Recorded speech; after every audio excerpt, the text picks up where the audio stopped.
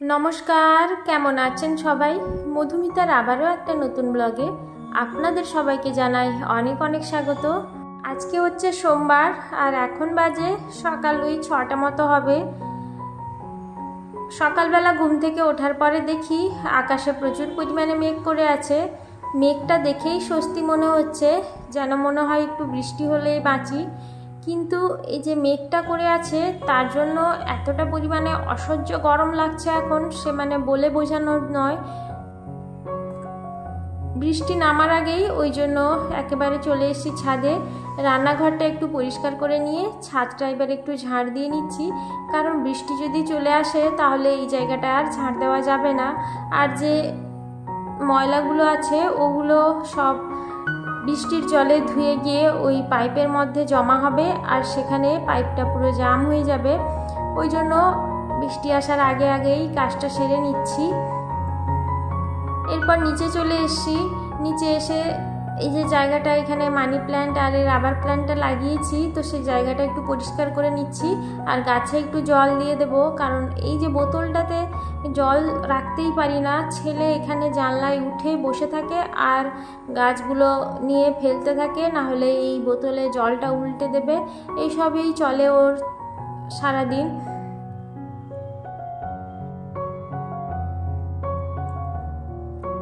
টুকটাক কাজকর্মগুলো ঘরের প্রায় শেষ হয়ে এসছে, আর তেমন কোনো কাজকর্ম নেই। একটু নিজের যত্ন বলতে গতকালকে শ্যাম্পু করেছিলাম চুলে, তো সেই চুলটা আমি সারাদিনই আর আঁচড়ানোর সময় পাইনি, সেই জন্য সকালে একটু সিরাম লাগিয়ে নিয়ে তারপরে চুলটা একটু বেঁধে নিচ্ছি ভালো করে, কারণ চোখে মুখে এসে চুল পড়লে না ভীষণই বাজে লাগে। স্নান টান করে এবার চলে এসেছি। ঠাকুর পুজো দেওয়া আমার কমপ্লিট হয়ে গেছে। ঠাকুর পুজো দেওয়ার আগে কিন্তু আমি বাসি বিছানাটা সবসময় তুলে দিয়ে যাই। ঠাকুর পুজো করে এলে যেদিন সময় হয়তো পাই না কিংবা ছেলে হয়তো ঘুমিয়ে আছে, সেদিন কি করি, পুজোটা শেষ করে এসে তারপরে বাসি বিছানায় হাত দিই। কারণ স্নানের পরে বাসি বিছানায় হাত দিয়ে আবার পুজোর ঘরে যেতে কেমন একটা লাগে। তো সেই জন্য আজকে যেহেতু বিছানার চাদরটা চেঞ্জ করব বলে সকালবেলা আর তাড়াহুড়ো করে বিছানাটা গোছাইনি, ওইভাবেই ছিল। পুজো শেষ করে এসে ছেলেকে খাইয়ে দিয়েছি, তারপরে ভাবলাম যে না, এবার বিছানাটা একটু গুছিয়ে নিই। বিছানার চাদরটা একটু চেঞ্জ করে নিচ্ছি। প্রত্যেক সপ্তাহে একবার করে বিছানার চাদরটা চেঞ্জ করি। তারপরে মাঝখানে তো ছেলে আমার আছেই, যদি কোনো কিছু ময়লা করে ফেলে বা নোংরা করে ফেলে তখন তো চেঞ্জ করতেই হয়। আর এই যে দেখুন, ও ঘুম থেকে উঠে পড়েছে মানে সব কাজে আমার ও আজকে বিগড়ে দেবে। ওকে যতবারই বলছি যে তুই নিচে বস, ও কিছুতেই বসবে না, সেই খাটে উঠে পড়েছে। সে বুঝতে পেরেছে যে মা এই খাটেই কিছু একটা করছে, তাহলে ওখানেই আমাকে গিয়ে জ্বালাতনটা করতে হবে। তো যাই হোক, ওর মতো কাজ করছে, আমিও আমার মতো কাজ করতে থাকি। ওর কাণ্ড কারখানাগুলো শুধু একবার দেখুন। ও যখন এইসব করছিল আমি তো তখন ওর দিকে খেয়ালই করিনি, আমি তখন নিজের মতো কাজ করে যাচ্ছিলাম। পরে যখন আমি ভিডিওটা এডিট করতে বসি তখন ওর এই কাণ্ড কারখানাগুলো দেখে আমার এতটাই হাসি পেয়েছে। তারপরেও যখন ভয়েস ওভারটা দিতে যাচ্ছি তখন তো আরও মানে বেশি পরিমাণে যেন ওর এই কাণ্ড কারখানা দেখে হাসি পাচ্ছে। তো এদিকে জামা কাপড়গুলো সকালে যে শুকোতে দিয়েছিলাম ওগুলো একেবারেই শুকিয়ে গেছে, জানেন তো। সকালে দেখি বৃষ্টি হয়েছে, তারপরে আর বৃষ্টির কোনো চিহ্ন মাত্র নেই। পরে হয়তো বেলার দিকে হলে হতেও পারে। তো সকালবেলা বৃষ্টি যদি একটু হতো তাহলে কিন্তু বেশ ভালোই হতো, ঠান্ডা ঠান্ডা ওয়েদার বেশ ভালো লাগতো। আর এখন তো আষাঢ় মাস, এই আষাঢ় মাসে প্রচুর পরিমাণে বৃষ্টি হওয়ার কথা, কিন্তু সেখানে এখন যেন মনে হচ্ছে চৈত্র বৈশাখ মাসের যে গরম রোদের তেজ সেই রকমই, মানে এখনকার প্রকৃতি ঠিক কতটা পরিমাণে পাল্টে গেছে সেটা দেখলেই বোঝা যায়। বৃষ্টিকালে বৃষ্টি নেই, বৃষ্টির সময় রোদ, রোদের সময় বৃষ্টি, মানে সে যেন একটা বিভৎসকর অবস্থা। তো এদিকে জামা কাপড়গুলোও আমার গোছানো হয়ে গেছে, এবার ওগুলোকে জিনিস জায়গায় গুছিয়ে রেখে দেবো। সকাল করে ঘুম থেকে উঠে পড়লে কিন্তু বাড়ির অনেক এক্সট্রা কাজগুলো শেষ করে নেওয়া যায়। হাতে এখনও আমার অনেকটাই সময় আছে। আর যেহেতু আজকে ঠান্ডা ঠান্ডা ওয়েদার হয়েছিল, মানে সকালবেলা উঠেই মানে বৃষ্টির যেহেতু ওয়েদার হয়েছিল, সেই জন্য সবাই বলছিল যে আজকে খিচুড়ি রান্না করতে। তো খিচুড়ি বানাতে তো আর তেমন কোনো সময়ও লাগে না, আর মানে কষ্টেরও তেমন নয়, শুধু চাল ডাল আর সবজিগুলো দিয়ে বসিয়ে দিলেই হলো। তো সেই জন্য ভাবলাম যে আজকে এই সব কাজকর্মগুলো শেষ করে নিই বাড়ির, পরের দিকে একটু রান্নাটা শুরু করব। তো এদিকে ছেলের মাথার চুলটা একটু আঁচড়ে দিচ্ছি, ওর তো মাথার চুল নেই, গরমের জন্য চুলগুলো সব কেটে দিয়েছি, তবুও মাথার মধ্যে দু একটা র্যাশ বেরিয়ে গেছে, তো সেগুলোকে চুল করছে, তো সেই জন্য একটু চুলটা ওর আঁচড়ে দিলাম। আর ওর মাথায় চিরুনি দিতে ভীষণই কষ্ট, মাথায় চিরুনি দিতে বললেই ও যেন ছুটে পালিয়ে যাবে কোথাও, তো সেই জন্য চুলগুলো ওর কেটে ছোট করে দিয়েছি। আসলে ছোট বাচ্চা তো, মাথায় চুল থাকলে আরও গরমে হয়তো বেশি কষ্ট পাবে। যাই হোক, মোটামুটি গোছানো আমার হয়ে গেছে। এবার এই যে শোকেস আর আলমারি যে সেই জায়গাগুলো আছে ওগুলোকে একটু মুছে নিচ্ছি, কারণ প্রচুর ধুলো পড়ে এইসব জায়গাতে।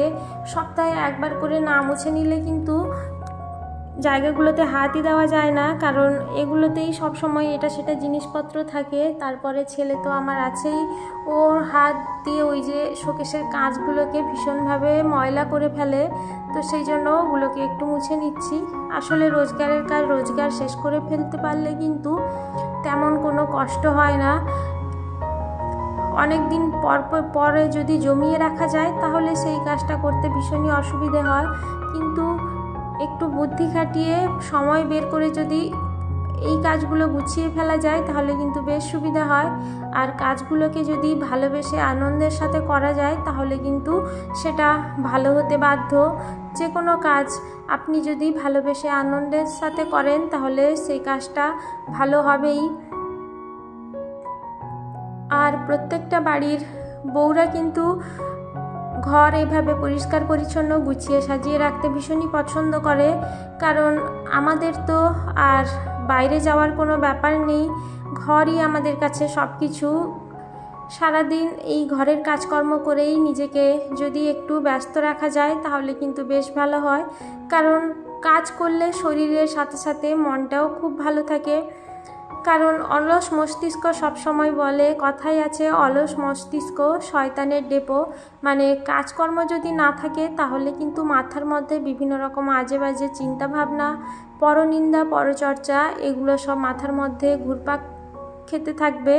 সেগুলো করার থেকে আমি যদি নিজেকে কাজের মধ্যে বিজি রাখতে পারি তাহলে কিন্তু আমার ওই রকম পরিস্থিতির হাত থেকে কিন্তু বাঁচা যাবে, মনকেও ভালো রাখতে পারবো, আর বাড়ির কাজকর্মগুলো সময়ের মতো ঠিকঠাক করে করতে পারবো।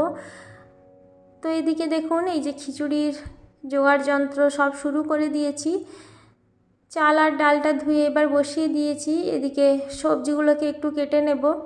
সবজিগুলোকে কাটতে কাটতে ওপাশে আমি খিচুড়ির জন্য একটা মশলা বানিয়ে নিচ্ছি। এখানে দিয়েছি রাঁধুনি, গোটা জিরে, শুকনো লঙ্কা আর একটু গরম মশলা গোটা দিয়ে এবার ওটাকে একটু শুকনো খোলায় ভেজে ওটাকে গুঁড়ো করে নেব।